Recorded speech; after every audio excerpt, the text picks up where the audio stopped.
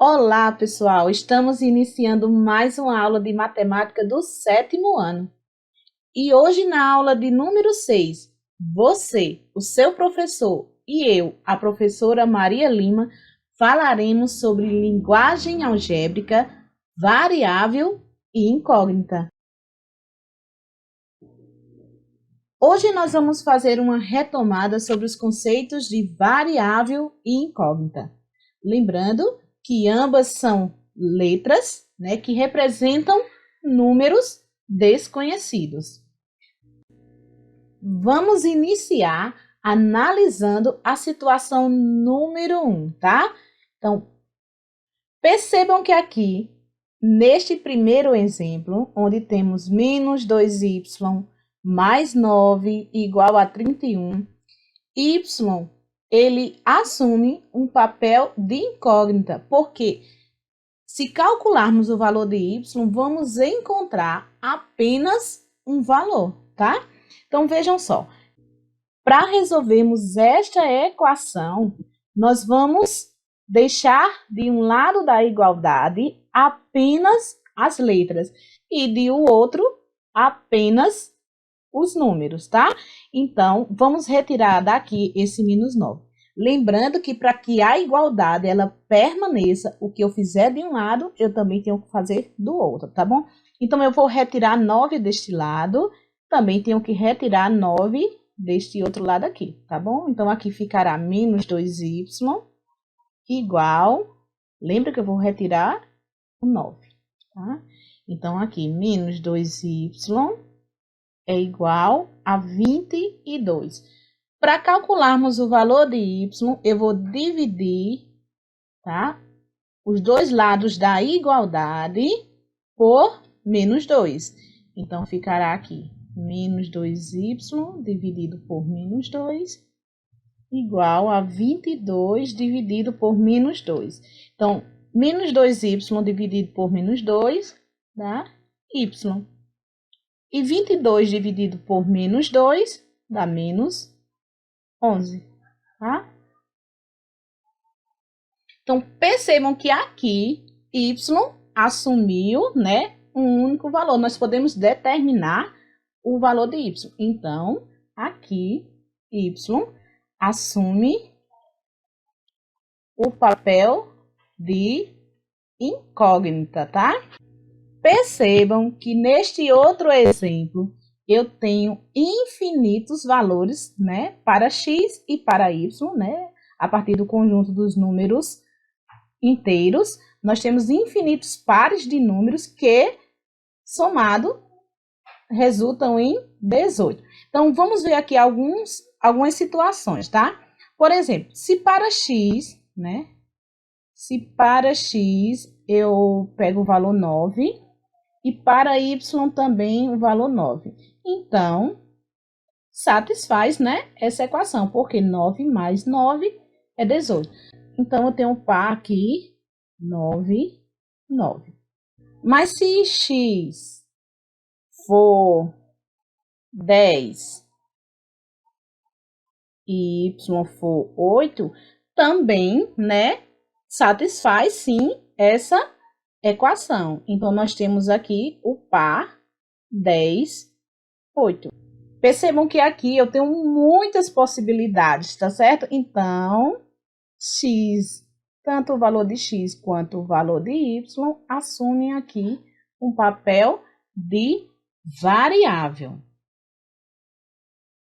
Então, vamos também para essa outra situação para que a gente possa, fortalecer ainda mais o nosso aprendizado.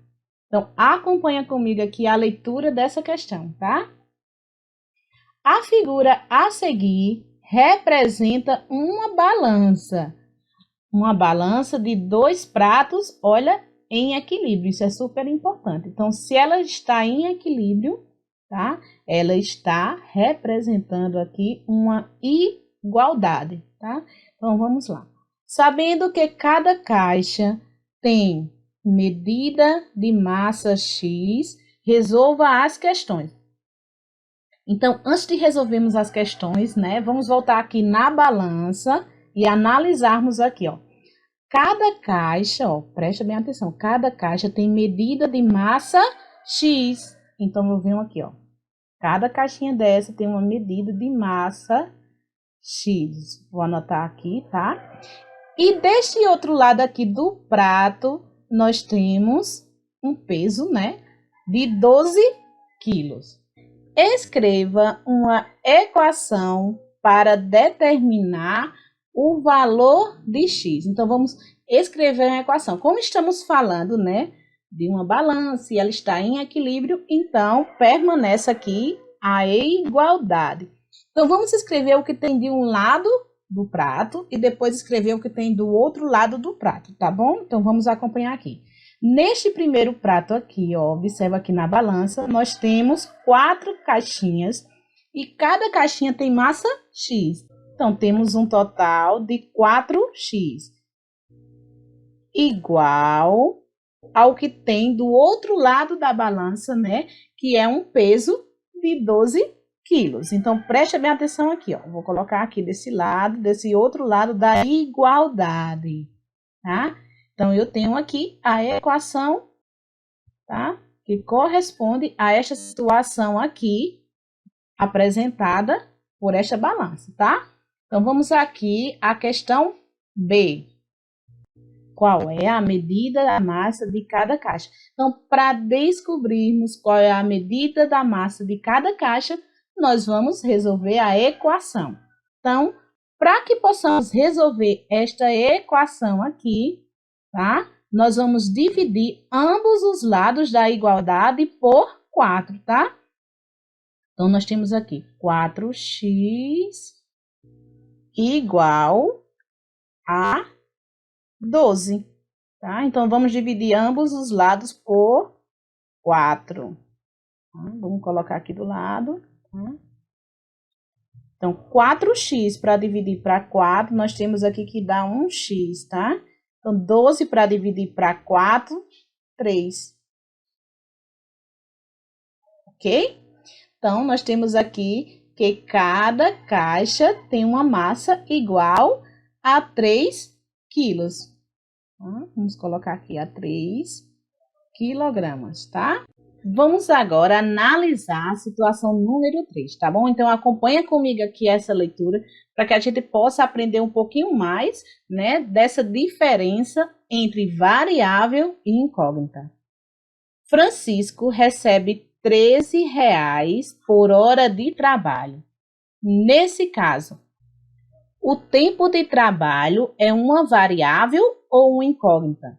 Então, percebam que aqui, Francisco ele recebe R$ 13 por hora de trabalho. Então, eu não sei qual é a hora de trabalho, quantas horas de trabalho. Aqui, essas horas podem ser 5, 10, podem ser 8, tá? Então, aqui, a hora de trabalho, ela é uma variável.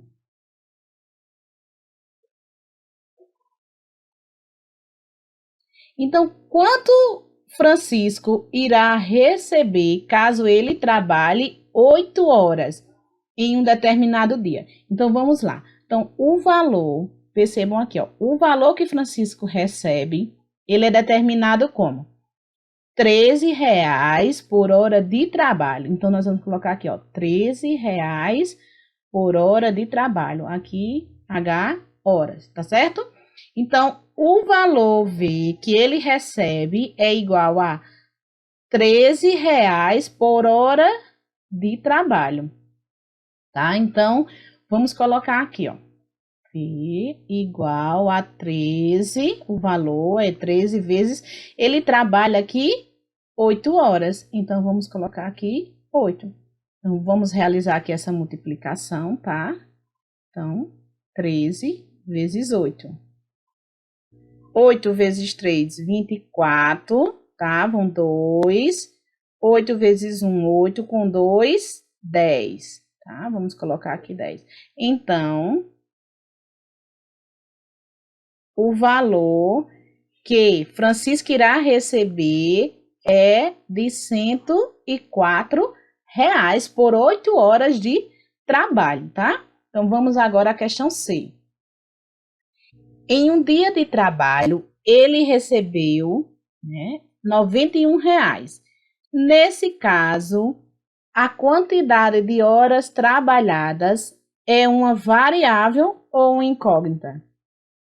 Nesse caso, a quantidade de horas trabalhadas é uma variável ou uma incógnita? Então, percebam que o valor que ele recebeu em um dia de trabalho foi de R$ 91. Então, vejam só, para calcular esse valor, eu faço o quê? 13 vezes a hora, né? Neste caso, deu R$ 91. Se calcularmos aqui, né, quantas horas ele trabalhou para receber R$ 91, então vamos escrever aqui, ó, 13H igual a 91. Então, dividindo ambos os membros aqui por 13, tá? Então, nós temos que 13H dividido para 13H. Então, 91 dividido para 13, 7, tá? Então, ele trabalhou aqui 7 horas para receber R$ 91.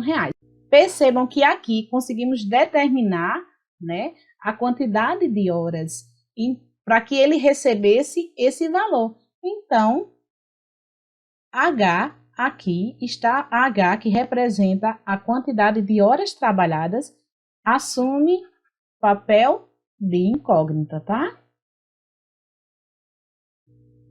Vamos agora analisar aqui a situação número 4. Um veículo faz 13 quilômetros com 1 litro de combustível. Qual é a expressão algébrica para calcular a distância percorrida em função da quantidade de combustível? Então, vamos lá. A distância percorrida, vamos chamar de D. Então, será calculada por 13 vezes a quantidade de litros de combustível. Pronto, esta é a expressão. Percebam que aqui a quantidade de litros ela é variável, tá? Quantos quilômetros esse veículo pode se deslocar com 9 litros de combustível? Então, vamos colocar aqui, ó. Quantos quilômetros? Então, a distância que ele pode percorrer em quilômetros, vamos lá. 13 quilômetros com 1 litro. Agora, nós temos 9 litros, tá? Então, 13 vezes 9. Vamos fazer aqui, ó, 13 vezes 9. 9 vezes 3, 27. Com 2. 9 vezes 1, 9. Mais 2, 11. Então, a quantidade de quilômetros, né, que esse veículo pode se deslocar com 9 litros é de 117 quilômetros, tá certo? Percebam que agora eu consegui determinar, né, a quantidade de quilômetros. Então, aqui, essa quantidade de quilômetros, ela assume, né, o papel de incógnita. E para finalizarmos, deixo aqui com vocês uma breve reflexão. A persistência é o melhor caminho para o êxito. Até a próxima aula!